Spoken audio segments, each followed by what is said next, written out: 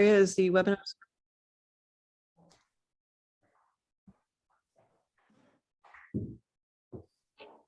Go ahead, Lisa. Okay, great. Welcome, everyone. Welcome to the webinar report back from SABCS 2021. What's the latest in metastatic breast cancer research?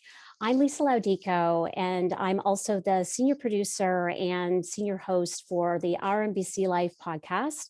I'm also the co-chair of the Awareness Task Force and member of the executive group of the MBC Alliance. Today we're here with Share Cancer Support, and it is a national nonprofit that supports, educates, and empowers anyone who's been diagnosed with women's cancers and provides outreach to the general public about signs and symptoms. We are a compassionate community of knowledgeable survivors, women living with cancer, and healthcare professionals that help make it all better. Share is dedicated to serving women of all races and cultures, backgrounds, and identities, because no one should face breast, ovarian, uterine, cervical, and metastatic breast cancer alone. For more information, please visit our website, sharecancersupport.org. All participants are going to be muted during this presentation. When Dr. Schmid finishes presenting, we will begin with a Q&A discussion, probably about 15 minutes or so. You're welcome to submit questions during the presentation through the Q&A section, which is at the bottom of your screen, and the chat section is going to be disabled though. When asking questions, please remember that everything should be just more general, not specific medical advice that you're looking for. And this webinar is being recorded and it will be available on the Share website soon. So I'd like to introduce our wonderful speaker. So Professor Schmid is an internationally recognized for his research and education leadership in breast cancer. He's a clinical director of the Barts Cancer Center and an honorary consultant medical oncologist at St. Bartholomew's Hospital. He was appointed in 2013 as chair in cancer medicine at Barts Cancer at Barts Cancer Institute, BCI, Queen Mary University, London. Professor Schmid is also the lead of the Center of Experimental Cancer Medicine at Barts Cancer Institute, overseeing the conduct of early phase trials at St. Bartholomew's Hospital and BCI, with particular interest in immunotherapy, innovative trial designs, and circulating biomarkers. He leads the academic breast cancer program at St. Bartholomew's Hospital and BCI. Professor Peter Schmid is a member of the European Society of Medical Oncology breast cancer faculty. So here is Dr. Schmid. Thank you very much, Lisa, for the kind introduction, for inviting me today. It's a true pleasure being with you all today virtually. It's probably, if there's one positive thing I've learned over the last year and a half during these strange days with a global pandemic, is using virtual platforms to interact with people around the world. And I think that has made some aspects of our life much easier. The last year, so what I'm focusing on today, and I've been asked to do, is really focus on some of the, in my opinion, exciting changes we have seen coming through that allows us to treat patients with secondary metastatic breast cancer better.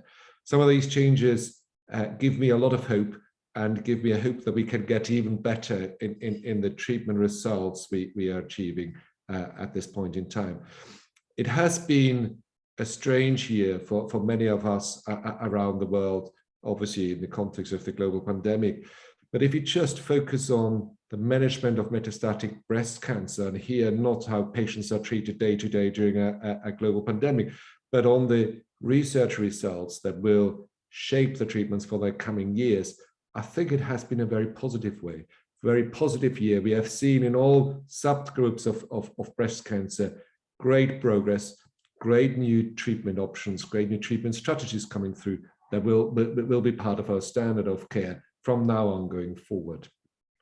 Now, what I want to focus on today is a few main areas. I will start with HER2-positive disease, where for me, one of the biggest results was a trial I'm sure many of you have heard of called Destiny Breast 03, which looked at the new antibody drug conjugate T-DXd compared to TDM1 and showed that this is substantially superior in a second, third line setting. But there are also other new drugs coming through as we speak, and we will have to work out how we best integrate them into patient pathways. In triple negative breast cancer, again, we have more substantial data on the role of immune therapy in the first line setting, and a trial we've long waited for its final readout in terms of overall survival has been Keynote 355 and has now given us further evidence that the incorporation of immune therapy in a first line treatment setting substantially improves overall survival. And this is in the group of patients with PD-1 positive tumors. We've also learned a little bit more about who the patients are who may benefit from immune therapy, which I'm very happy to share with you. The second really exciting development in triple negative breast cancer, but we can also discuss later on how this will go to other subgroups as well, is the emergence of new antibody drug conjugates. And I will talk a little bit about what an antibody drug conjugate is and how they work. But many of you are aware of sacituzumab, but also T-DXd, Dato-DXd, alone or in combination with immune therapy going forward. We're seeing the emergence of a new subgroup of breast cancer, but this is what I would call a therapeutic subgroup, not a biological subtype. And you've all heard of HER2-low disease, and I will explain a little bit where this comes from, and again, what I hope to see in the next 6 to 12 months happening for this group of patients. For hormone-driven breast cancer, ER-positive disease, we have seen really important data that provide further evidence that the incorporation of CDK4/6 inhibitors can improve not just short-term outcome, but also long-term outcome, and significantly and substantially improve overall survival, whether it's with aromatase inhibitors or fulvestrant. We are learning more and more what changes occur in tumors in resistance to CDK4/6 inhibitors, and have learned some interesting data about mutations in the cancer and how we can possibly tackle them therapeutically going forward. We have seen the first positive trial of a new group of drugs for hormone-driven breast cancer called SERDs, and here oral SERD drugs. And again, that gives me a lot of hope as we will use the data to move these drugs to earlier lines of treatment, where they will probably make more of a clinical benefit. Now, if I may start with HER2-positive breast cancer, and again, I have to apologize, this is very much from a European perspective. I know there's sometimes we treat slightly differently on the different sides of the Atlantic, but in Europe, we would, in early HER2-positive breast cancer, we would predominantly give chemotherapy and HER2 target therapy prior to surgery, predominantly with dual HER2 targeted therapy, using those HER2 targeting antibodies, trastuzumab and pertuzumab. And then we have patients with two possible groups: a group of patients who responds fantastically well, has what we call a pathological complete response after this preoperative chemotherapy and HER2 therapy, and where there's no residual cancer. And those patients have a fantastic outlook, and we can almost de-escalate therapies there. Well, we also have a group of patients who still have residual tumor at the time of surgery. And in these patients, we now routinely give an antibody drug conjugate called TDM1, and in some patients also neratinib. When it comes to, unfortunately, to metastatic disease recurrence, in most countries in the world for many years now, the standard in the first line, in the first treatment setting, has been giving a chemotherapy group called taxanes in combination with two drugs that target HER2, which is the driver of these HER2-positive breast cancers, trastuzumab and pertuzumab. And in a second line setting, we would then normally revert to TDM1. Now, one was an interesting study presented at ASCO a few months ago, and this looked into a slightly different strategy, because most patients with HER2-positive breast cancer in Europe at least will initially be started on chemotherapy with HER2 target therapy. But this study that was conducted in China looked at either hormone therapy plus HER2 target therapy or chemotherapy plus HER2 targeted therapy, obviously in patients with HER2-positive disease, but also hormone receptor-positive disease. And what was interesting to see that it's obviously a milder strategy giving hormone therapy with chemotherapy. And in this particular trial, the results were very similar in terms of how long the cancer was controlled, which is what we describe as progression-free survival, but also how long patients were able to live with their disease. And that is an interesting result which we should use to think about our strategies and possibly do a little bit more work in the context of our current treatment standards. An interesting subgroup analysis here showed that patients who have earlier disease recurrence, and you see this in the red box at the bottom of the slide, with a shorter disease-free interval from primary breast cancer treatment, that they probably benefit from chemotherapy in this situation. But the longer it takes until breast cancer comes back, the better the chances are to give a response with a combination of HER2-target therapy according to this child. So certainly warrants further investigation. When it comes to the second line setting here, which is when it comes to a second line setting for patients, here we have, I'm sorry, we just have a slight issue with the slides here. When it comes to the second line setting, patients would routinely get in Europe TDM1 as a second line therapy. I just want to bring your attention to what's written there as PFS of 9 months. This means in this setting, treatment on average gives patients a benefit of around 9 months. When it comes to later lines, then we give chemotherapy and HER2 therapy, or chemotherapy in terms of antibodies or in terms of TKIs such as neratinib or tucatinib. So again, I would like to bring your attention to what it says with PFS, and these treatments in the past had worked for around 6 months on average. But what I want to share with you is really how the treatment has changed over the last 2 or 3 years. One of the big changes we have seen, massive changes, massive progress, is the introduction of trastuzumab deruxtecan, a new antibody drug conjugate that has, as you can see, substantially more activity with a progression-free survival of nearly 20 months in disease setting. And I want to talk a little bit about what these antibody drug conjugates are in their structure. So if you look at this structure in front of you, you see an antibody, and this antibody is supposed to target on a surface protein in cancer cells. It then has, through this orange linker protein, a very powerful chemotherapy drug glued to the back of it. And 3, 4, 5 years ago, many of us thought most antibody drug conjugates are very, very similar in their biology. But what we are learning is that there are substantial differences between different ADCs.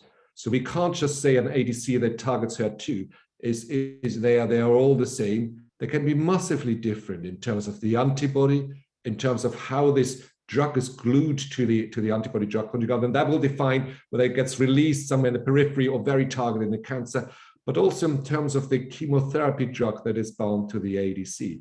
The way we've always thought these ADCs works is that binds to the cancer cell, and that gets internalized into the inside of the cell. The antibody gets broken down, the chemotherapy drug gets released, where it can ultimately start killing cancer cells.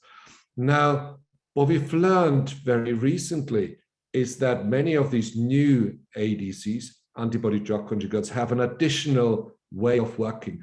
And this is what we call a bystander effect. Bystander effect means that the drug isn't just staying in the cell where it initially binds to, but it can also destroy and tackle some of the cancer cells that are immediately around there. And this happens through 2 mechanisms. The chemotherapy drug can get back out of the cell, but it also, some of the drugs release the warhead, the cytotoxic drug, just before they get taken up in the cancer cells. Now, if you look at this new drug, TDXT, trastuzumab deruxtecan, on the right side in the table, and compared to what was the standard in a second-line setting, with TDM1, you can see some of the differences and why these drugs are different. More drug to antibody, a different chemotherapy drug linked to it, but also, most importantly, there's a substantial bystander effect. And the data we were waiting for a long time, and which are in my opinion, groundbreaking, really changed the way we treat breast cancer, the Destiny Breast 03 trial. It's a trial in patients with metastatic HER2-positive breast cancer. Patients were allowed to have had brain metastasis as long as they were treated. Patients were randomized between the old standard, T-DM1, and the new drug, T-DXd or trastuzumab deruxtecan, looking at how long we can ultimately control cancer and whether we can do this better with one or the other treatment. And as you can see in the left bottom corner of this slide, patients, about 10% of patients had this as the first treatment for metastatic disease, but 40% is a second treatment, and then half of the patients a third of subsequent line of therapy. The data are massively positive, are really changing the way we treat HER2-positive breast cancer. If you look at the progression-free survival, the time the cancer was controlled with this treatment was that doubling of the percentage of patients who had good disease control after a year. The median time the cancer was controlled was nearly 4 times higher with trastuzumab deruxtecan, and that's what you can see with a hazard ratio of 0.28, increasing the time the cancer was controlled from 7 months to 25 months. If you look at who are the patients who benefit from this therapy, you can see very easily where you see the dotted line means this would mean that the two drugs are similar, but everything seems to be going to the left side, confirming that T-DXd is substantially better in all subgroups compared to T-DM1. Looking at long-term outcome, looking at overall survival, we already see in blue that patients who receive T-DXd seem to be doing substantially better. And if you look at a simple and almost old-fashioned endpoint of response rate, response means whether the cancer actually shrinks. We see the response rate at nearly 80% with T-DXd compared to 34% with T-DM1, with twice as many patients achieving a complete response where no cancer is visible. But most importantly, only 1% of patients had failure of the treatment right at the beginning compared to 18% with T-DM1. So really groundbreaking activity that, in my opinion, makes this treatment a new standard of care in this set of patients. One of the clinical problems we often have in the management of patients with HER2-positive breast cancer is that some of the treatments don't tackle possible brain involvement very well. And so one of the analyses of the T-DXd study was to look at the group of patients who had brain involvement. And as you can see here very clearly, those patients did equally well compared to T-DM1 with trastuzumab deruxtecan as the rest of the group. So we can clearly say this drug doesn't just work outside the brain, it also provides substantial benefit for patients with brain involvement, as you can also see from the response rate, which were twice as high with 64% compared to 33% with T-DM1. And those data compare very favorably with a second drug that has shown great promise in patients with brain involvement over the last 2 years called tucatinib. When tucatinib in the HER2CLIMB study included and offered tucatinib therapy to patients with brain metastases that were treated and stable, but also with brain metastases that were still active. And as you could see here in this trial very clearly, both groups of patients had a clear benefit from the addition of tucatinib to HER2 targeted therapy, with similar benefits seen as we see for trastuzumab deruxtecan. So my conclusion here is we have a new standard of care, but we also have now 2 very effective therapies that can help improve the control of brain involvement and obviously also of involvement outside the brain in patients with HER2-positive breast cancer. One of the important questions is always, what is the price to pay for patients in terms of side effects? And if you look at the data here for T-DXd on the right side of the vertical black line and T-DM1 on the left side, you can see there's subtle differences between both drugs. T-DM1 has a little bit more increase in liver function tests, whereas T-DXd a little bit more nausea and diarrhea, which we have to learn how to manage. T-DM1 more thrombocytopenia, T-DXd more decrease of white cell levels. But ultimately, these are all side effects we know how to manage. The one side effect we were a little bit more anxious about from the initial studies was something called pneumonitis. And as you could see, the pneumonitis rate was around 10% and is still something we need to monitor patients very carefully for. But with good control, with good management, in most patients there was a mild side effect and was therefore very well tolerated. I mentioned earlier that there are other ADCs, antibody drug conjugates, coming through, for example, SID985, which is not yet available. And these are just clinical research data. The TULIP trial presented at the European conference in September, October time, compared against SID985 with standard chemotherapy plus HER2 targeted therapy in patients with at least 2 lines of therapy. And again, we can see that this improves the time we can control cancer, not yet improves overall survival, but clearly gives us hope that there are other treatment options beyond TDXD.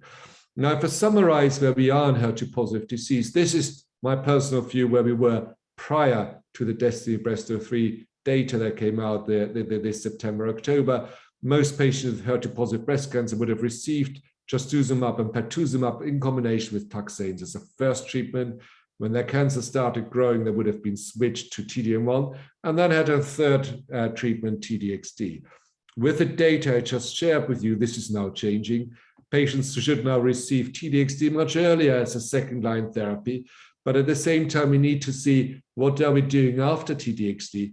And one of the things we are working actively on in terms of research is trying to understand, are those tumors after TDXD still HER2 expressing? What's the mechanism of resistance to TDXD, which will allow us to tailor future strategies more effectively. Now, where are we going to head in the development with HER2-positive breast cancer? And if I can just speculate where we may be in 2 or 3 years' time, the TDXD drug is clearly, at the moment, one of the most effective drugs we have ever seen in this context. And there are studies now ongoing that explore this drug as a first-line therapy. And if you look at the activity we've seen in the second, third-line setting, it is, in my opinion, fairly likely that this drug may be superior in terms of efficacy to our current standards in the first-line setting, but we obviously need to wait for the trial results for that. But we will also have to assess whether the different treatment strategies, what impact they have on the quality of life of patients, because treatment strategies have different side effect profiles, and we will need to see in real life how those treatments affect patients. When we move on to triple-negative breast cancer, those tumors that neither have estrogen nor progesterone, so no hormone receptors or no HER2 receptors, there has been a substantial, not to say dramatic, change in the management of early triple-negative breast cancer. Last year, we increasingly again give chemotherapy prior to surgery. We're increasingly incorporating platinum. We now have a new standard of care based on our study with adding immune therapy to chemotherapy in stage 2 and stage 3 disease. We again learn whether if patients respond fantastically well and have a complete disappearance of the cancer after preoperative chemotherapy, have a fantastic outlook.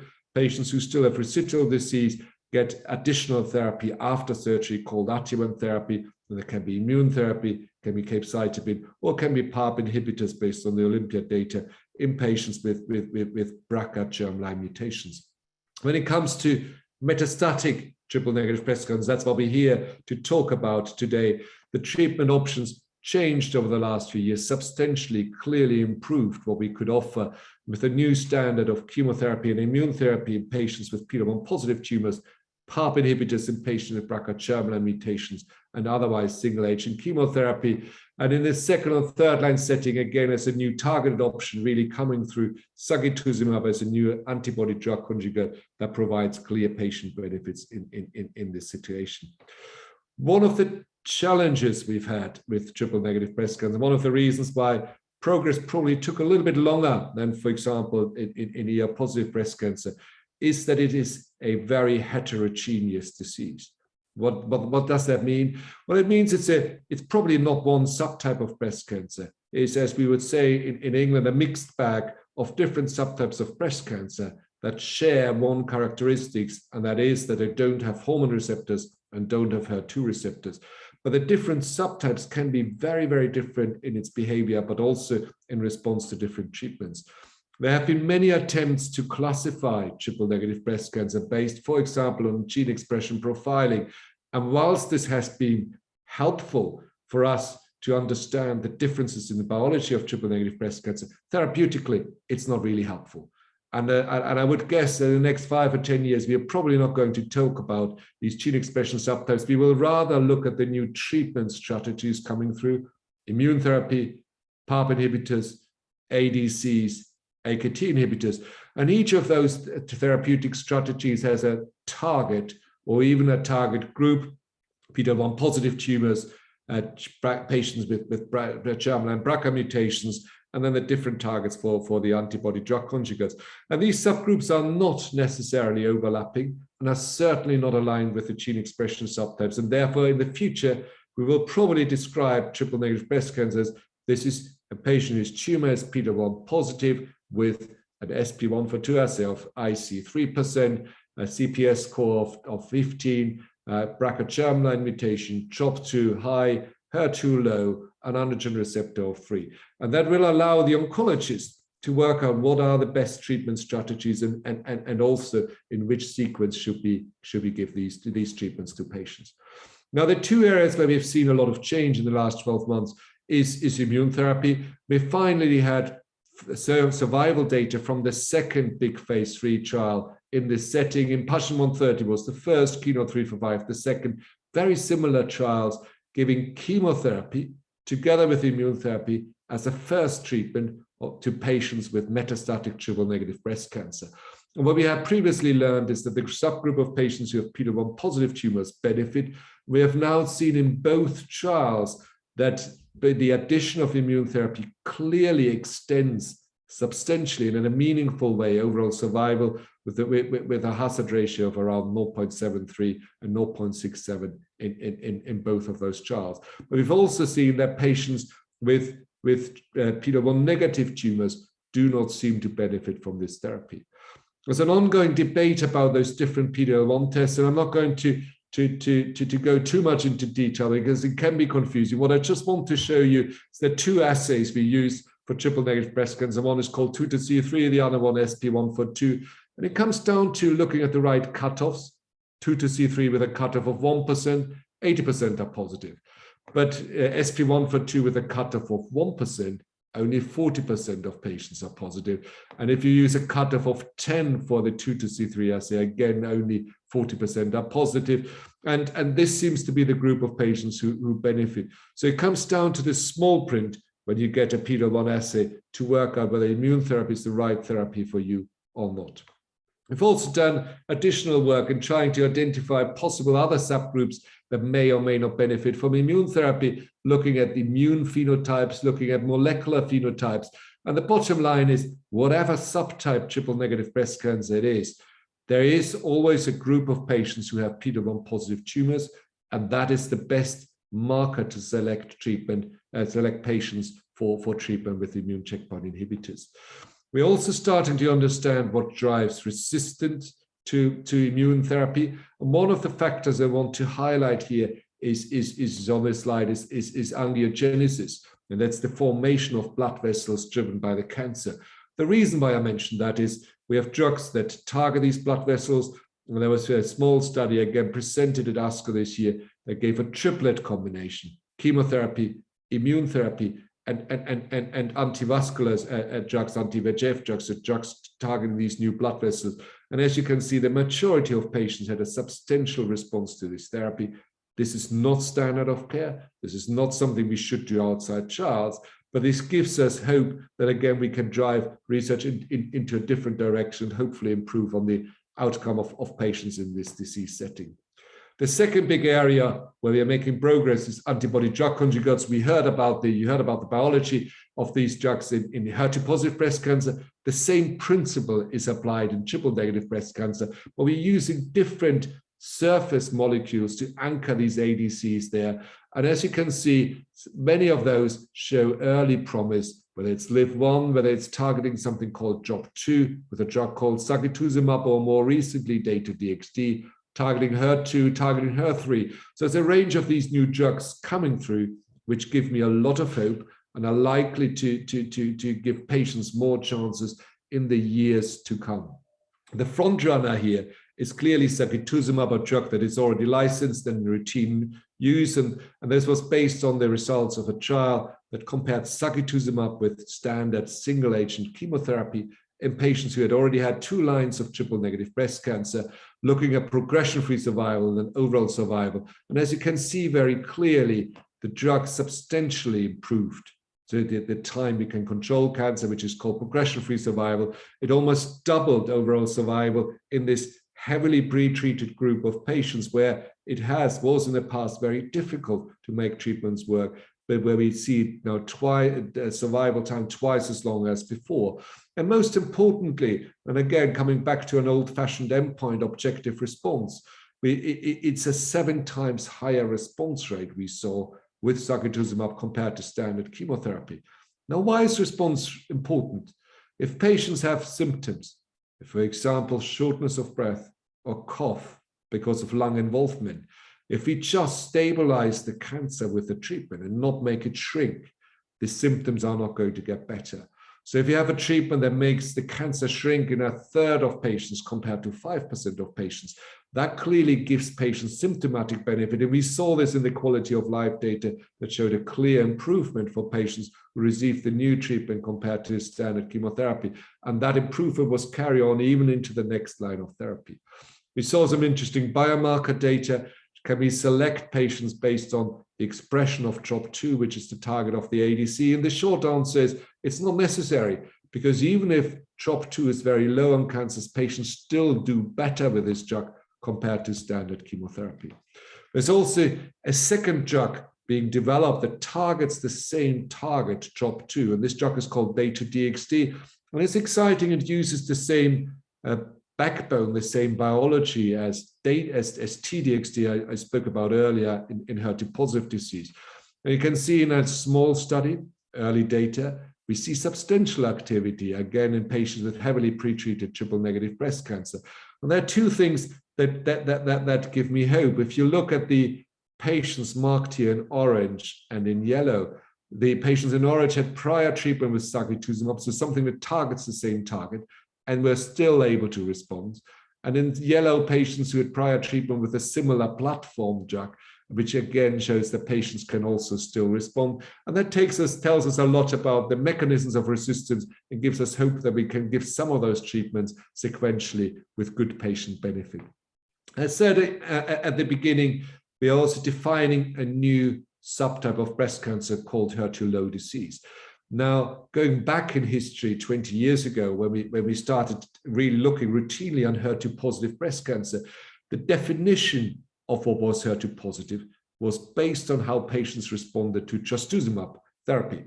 And patients were only benefited from trastuzumab if they had a very high expression, which is called IHC3+, on a tumor biopsy, or at least amplification of that gene. And these patients would get a benefit from trastuzumab therapy, whereas patients with lower expression would not. Now, with these new drugs, with T-DXd, which has the bystander effect, it doesn't need every single cell to have high HER2 expression. We see, interestingly enough, now also activity with HER2-targeted drugs, even in patients with only low HER2 expression. And that's a huge group of patients, 2/3 of patients with hormone receptor-positive breast cancer, and 1/3 of patients with triple-negative breast cancer. And we even see in patients with very, very low absent HER2 expression, some possible response to this therapy. So we are eagerly awaiting the trial data in HER2-low patients, where phase 3 data are expected in the next few months to come. And I think they will help us to identify, again, a new therapeutic, although not biological subtype with HER2-low disease, and gives us new treatment that give me a lot of hope for patients.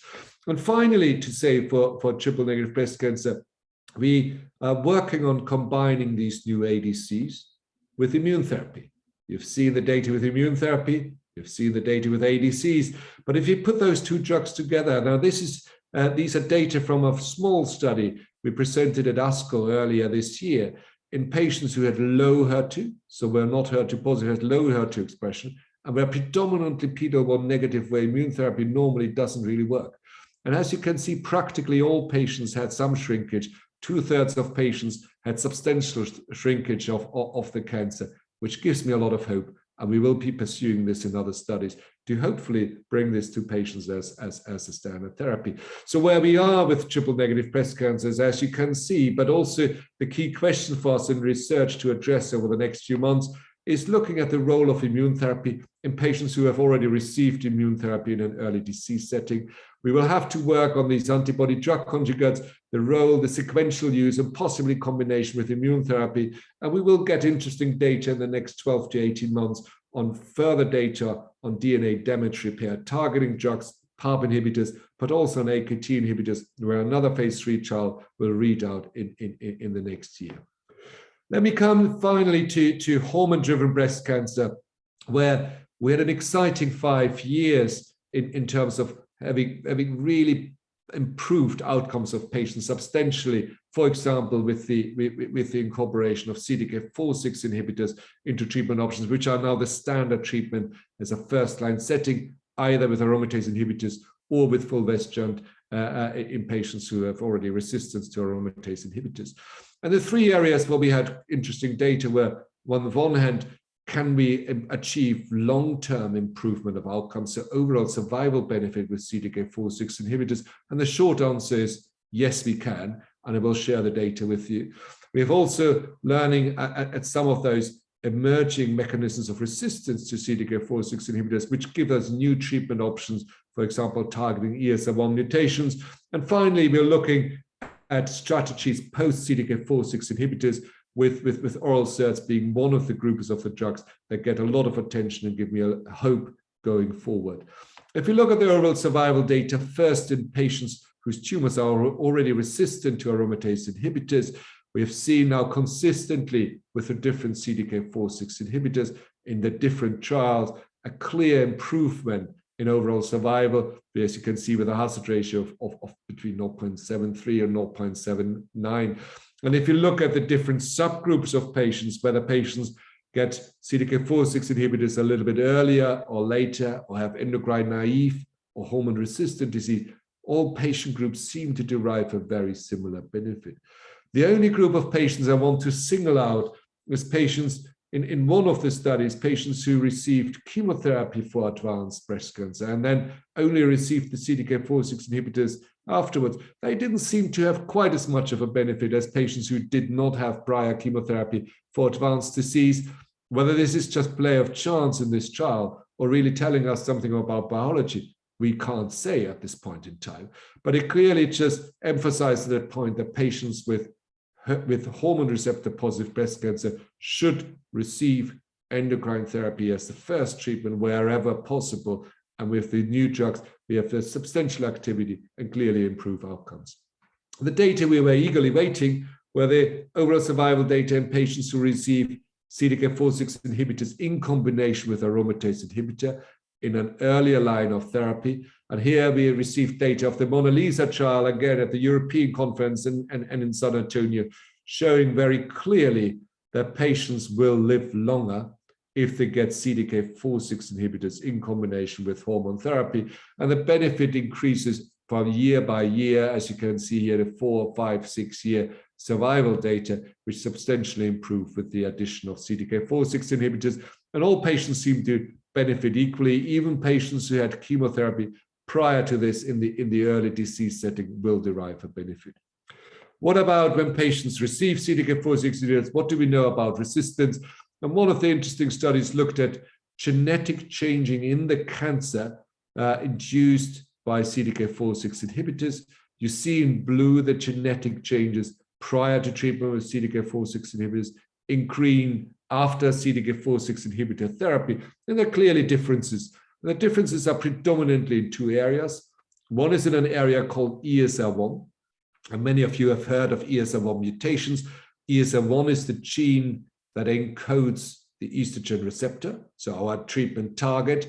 And you can see substantially more mutations occurring in patients who have been on CDK4/6 inhibitors. It's an induced mutation, and we got new drugs that target these mutations called SERDs.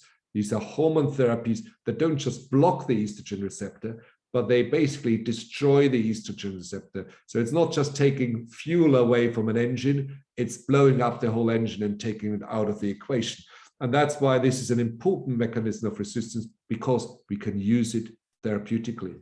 The second area that's emerging is something on chromosome 12, where we see a change in a protein called MDM2. And again, we have inhibitors in clinical trials that may, in preclinical models, that may hopefully over time give us new strategies for treatment there.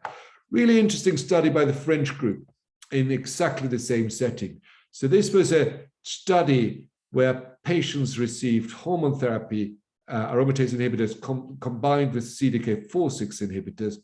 And then the group monitored with a liquid biopsy patients regularly, looking for possible emerging mutations, genetic changes in the blood for targeting ESR1.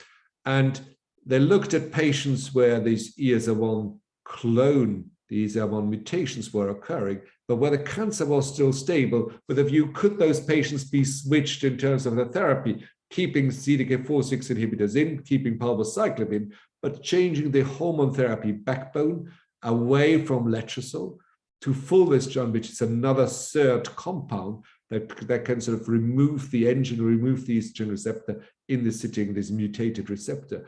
And the data, I think, are fantastic, are really exciting, really intriguing. By simply switching the hormone therapy before patients are progressing, but if they have these emerging ESR1 mutations, we could control the disease twice as long as we did before. And this isn't just down to giving the extra drug. It's down to using it at the right time when those mutations are emerging. And there's a whole area, a whole research strand is at the moment going into these new hormone therapies. And these are called SERDs, as I mentioned before. They selectively destruct the estrogen receptor. But there are also other groups, SERCA, SERAM, PROTOX, you will hear a lot about. They all share a few interesting characteristics that give me a lot of hope. One is they're active after fulvestrant, or can be active after CDK4/6 inhibitors. But most importantly, they work in patients, in tumors with ESR1 mutations, but also without ESR1 mutations. And when we looked at some of the early data coming out in last year, we saw the encouraging activity with quite a few of those drugs. And the first phase 3 data came out at San Antonio just over a month ago from the Emerald study with a drug called elacestrant. And this is a drug that was used in patients who already had a couple of lines of hormone therapy, and all patients had already progressed, all tumors progressed on prior CDK4/6 inhibitors. So this is a group of patients where hormone therapy was not easy to still provide a benefit, but what was important to see when elacestrant, the new SERT compound, was compared with aromatase inhibitors of fulvestrant, it clearly improved the time cancer was controlled, especially in patients with ESR1 mutations. So if I may summarize just briefly what we just went through in the last half an hour or so, in HER2-positive disease, we've got a new standard of care moving forward very rapidly called T-DXd, a new antibody drug conjugate that shows superior efficacy compared to T-DM1 in terms of progression-free survival with a hazard ratio of 0.28. We are looking into other new drugs, CYT985, herpirotinib, just to mention, which have been positive in phase 3 trials, but we will have to work out over the months and years to come how best to incorporate them, possibly into treatment strategies. In triple-negative breast cancer, immune therapy is clearly standard of care in the first-line setting in patients with PD-L1-positive tumors, based now on the overall survival data from KEYNOTE-355, which show a substantial improvement with different chemotherapy backbones. And we're learning more and more how best to select patients for immune therapy. Benefit seems to be available across different molecular and immune subtypes of triple-negative breast cancer. Antibody drug conjugates are, for me, in the next few years, probably the most exciting development. Sacituzumab, already standard of care in triple-negative breast cancer in patients with at least 2 lines of therapy. Dato-DXd, T-DXd emerging even in triple-negative breast cancer alone or in combination with immune therapy. We spoke about HER2-low disease being an emerging therapeutic but not biological subtype of breast cancer. And in ER-positive breast cancer, we finally have seen long-term survival improvement with CDK4/6 inhibitors in both sensitive and resistant disease. We are gradually understanding better the mutational profiles that are emerging in patients with resistance, and can switch the endocrine backbone there, for example, in patients with ESR1 mutations, to tailor therapies better. We are also seeing that oral SERT compounds are working. We have a proof of principle, and we will have to work out over the next few years where best to use them, and I would expect them to move into earlier lines. You're possibly aware of, for example, early breast cancer trials ongoing with oral SERT compounds. So we have overall made a lot of progress. That gives me hope. We're clearly not where we need to be. Where we need to be at some point is that we can cure routinely patients with metastatic breast cancer in all subtypes. And that's still not routinely possible. But we are making rapid progress with new treatments, with new groups of drugs that are more targeted, that are better tolerated, and also improve long-term outcome of patients. I look forward to discussing these advances with you in the discussion. Thank you very much. Thank you so much, Dr. Schmid. I'm just going to turn on my video. So we have a series of questions that happened in the chat. We had some great questions that came to us before the webinar even happened. So I'm going to just start. Thank you again for a really great summary, certainly your whole presentation, and then a summary both at the beginning and at the end of what really struck you as what was so exciting coming out of SABCS. I'm wondering if, we have a series of questions that are really about, that you answer so well in your presentation. And I think what I'm going to do is go into maybe a more broad general question, which you didn't really address in your presentation, but we'll start with what you believe makes MBC incurable. This is a very big, broad question, but we'll start there, and then we're going to wind down into more detail. I mean, that's the most difficult question to answer. And I don't think we have a satisfactory answer. The honest answer is we haven't got a treatment that destroys the last cancer cell in the body. And as long as there are still cancer cells left behind, cancer can grow back from there. The treatment strategies that give me hope in this context is immune therapy, because immune therapy is enabling the own body, the own immune system to tackle cancer, and therefore is possibly a little bit less vulnerable, if I may use that word, to changes in the tumor biology, but also to heterogeneity of the cancer cells. Whereas if you go in with a targeted therapy and you got 100 tumor cells and 99 have the target, and we kill those 99, but one doesn't have that target, then that one cell will survive and grow back. Whereas with immune therapy, there's the hope that we can overcome those limitations in terms of heterogeneity. Now, we are not quite there yet with immune therapy. I have to say this very openly.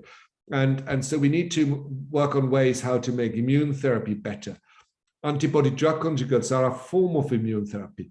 Antibody drug conjugates can also be combined with immune therapy.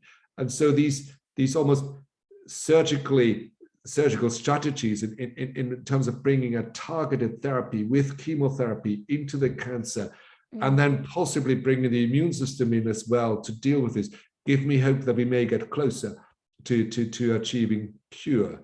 With the conventional therapies we used in the past, that clearly was not possible. But I think with the new avenues we are pursuing, hopefully it may be possible. And I'm much more optimistic now than I was 5 or 10 years ago. I think we just need to be ultimately more clever. Well, and we've been trying to be clever for a long time, but let's maybe get back into the details of what you presented on. So with oral SERDs, which is really exciting, and or MSR1 therapies as a possibility for a patient who's been put on, say, capecitabine, if their cancer is hormone therapy resistant, is that something that is oral SERDs in your mind potentially part of that standard of care, that line when they're hormone therapy resistant? So at the moment, we have two main hormone therapy strategies. We have aromatase inhibitors, which stop the production of estrogen, so take the fuel away before it gets to the engine. And we got fulvestrant as a third drug that doesn't stop the production of the fuel, but breaks down the engine and destroys the engine a different way. And the challenge we have with fulvestrant, it needs an intramuscular injection. In fact, it needs two injections, one on the right and one on the left backside. And we're also learning that it doesn't work as well as we need it to in patients or in tumors with this ESR1 mutation. And that's where the oral SERDs, in contrast to the intramuscular SERD fulvestrant, will provide an advantage because first of all, they work better in tumors with these mutations, but we also can dose better, and it's much better having an oral drug. Now, where I see the strength of those drugs will be, interesting enough, in early breast cancer, where women take drugs for 5 years or 10 years these days, and having a better treatment that can be taken as a tablet rather than injection will be more acceptable and also hopefully provide long-term benefit. So I think the oral SERDs are, in the context of hormone therapy, the first or second line therapy, that's where they will ultimately be placed. But I would also hope that they're moving into the management and treatment of patients with early breast cancer.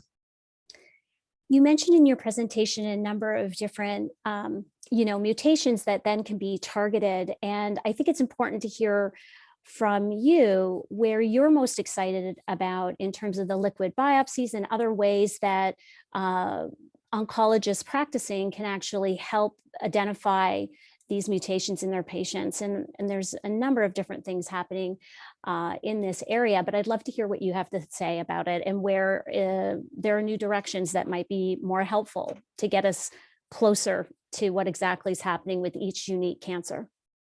It's an important question, and we've all been working on targeted, on personalized therapy. Now, looking for genetic change for mutations isn't the only way of addressing this. And one of the challenges we have had in the past, we can always analyze and fingerprint cancers, and we will find many of those mutations. The key challenge has been and remains in that we need to identify what is actually driving the cancer. Is it what we call a driver mutation, or is it a passenger mutation? Is it just something that happens to be there? It's also a question: is this a mutation that's just on a small number of cells, or is it present in all cells? Because again, if it's not in all cells, then treatments will not provide a benefit. So those are the theoretical considerations we have to have, and we are learning a little bit better to understand what drives the cancer compared to what is just a bystander effect. A second aspect, and then what you mentioned in terms of liquid biopsy, how can we actually measure this? And the beauty of doing a liquid biopsy compared to a real biopsy is that it's much less invasive and it can be repeated much more easily. It's very clear that it's not feasible to put a big needle into a liver or lung metastasis every few months, because that brings risks, that brings pain, that brings discomfort to patients. And we can now reliably detect the same mutations and a lot of similar information from a simple blood test. And that's why this makes some of our strategies more flexible and therefore more feasible. Thank you. I'm just running through the questions that we've been asked. So here's another a question specific to what you presented. Can I'm probably pronouncing it incorrectly, elacestrant, can it be used instead of letrozole and have fewer side effects? I think there is some clarification needed on that. Can you just say that again? You were chopping off. Oh, sorry. Yeah. The elacestrant. Can the elacestrant, which you presented on, be used instead of letrozole with fewer side effects? Was that, I don't know if, I'm trying to remember whether that was actually presented as a side-to-side comparison in terms of side effects. I'm sure they observed it, but. So side effects are there, and I think we will need to see when patients are on these treatments for a longer time how the differences are in terms of side effects. Generally, the drugs are relatively similar in terms of side effects. There's some sort of inherent side effects of hormone therapy in terms of what I sometimes describe as menopausal symptoms, hot flushes, etc., which are linked with reducing the effects of estrogen. And there are some specific side effects some of the hormone therapy have. For example, aromatase inhibitors, as we're all aware, can cause joint aches, whereas some of the oral SERDs can sometimes cause a little bit of tummy upset. And I think we just need to see how that pans out for patients who are longer on these therapies. At the moment, in advanced breast cancer, the use will be driven by efficacy because the differences in side effects are very subtle. And we need to see, as these drugs move forward in lines, whether the benefits get bigger to justify using a new group of drugs. And I'm excited about the proof of principle we have seen in the Emerald study, but we will have to now work out where's really the best use of these new drugs. And the sequencing of it once they get to that stage, right? And it seems like that's what's exciting, certainly on the patient side, is seeing where the sequencing is recommended and then how quickly it gets deployed out to, to the hospitals, the oncologists doing this, that becomes the standard of care. And of course, all these things take time. We have a question about lobular breast cancer, and it wasn't specifically presented today, but did you find anything from San Antonio that in terms of novel screening methods or things like that help identify lobular breast cancer perhaps earlier, in the earlier stage setting even?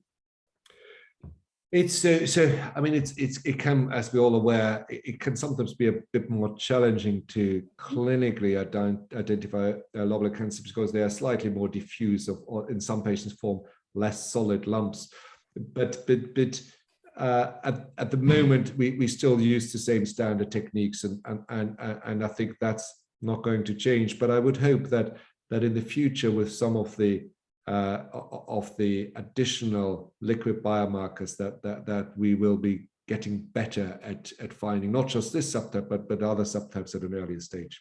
And then I'm wondering if you can, a question from the audience on ONJ and other really harsh side effects that occur sometimes, certainly with, these things happen for a lot of different subtypes. So is there anything that you're seeing about those very harsh side effects? So, any side effect is something we want to avoid. And we are always struggling getting the balance right between destroying cancer cells and keeping patients well and improving and maintaining quality of life. And that's a balance that's very, very difficult to get right. And of course, sometimes we see side effects that are harsh, as you quite rightly described. But I think they sometimes also need to be put into context. For example, ONJ, osteonecrosis of the jaw, we see in about 1 in 100 patients. And we have also learned what risk factors are, and poor dental hygiene, have dental procedures, maybe smoking, radiotherapy to this area, all known risk factors. So if you flip it to the other side, by identifying those risk factors and being proactive in preventing those strategies, we can substantially reduce the incidence and the severity of these side effects. And I think that's equally important. We mustn't forget what benefit these drugs bring in reducing serious complications in advanced breast cancer, and in early breast cancer, reducing the risk of recurrences. But of course, every side effect needs to be avoided and managed optimally if it does occur, to maintain and improve the quality of life. We have a final question, and it's about the HER2 low disease therapeutic subtype. Is there can you clarify the proper testing for HER2 low disease? Because there's a number of different ways to do it, I guess, and we'd love to hear. So in theory, at the moment, this is an emerging and not an established therapeutic subtype, because we have to wait for the phase 3 data that will read out in the months to come to demonstrate a benefit of, for example, trastuzumab deruxtecan in this group of patients. Mhm. The test is very simple. We at the moment test routinely HER2 expression with an immunohistochemistry test, and in patients who are 3+, that's HER2 high. Patients who are 2+ and non-amplified is HER2 low. Patients who are 1+ and non-amplified are HER2 low.